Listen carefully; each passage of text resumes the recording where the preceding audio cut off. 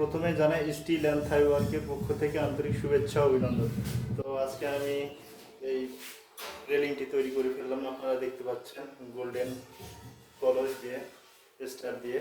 তো আপনারা দেখতে পাচ্ছেন, আমি ব্যাক ক্যামেরা দিয়ে আপনাদের দেখাই। তো কাজটা কেমন হয়েছে তা অবশ্যই কমেন্টে জানাবেন। তো দেখতে পাচ্ছেন ফিনিশিং স্মুথলি। তো আপনাদের দেখাই। তো আমি এই বিল্ডিংটা প্রায় শেষ করে ফেললাম, আছে কাজ।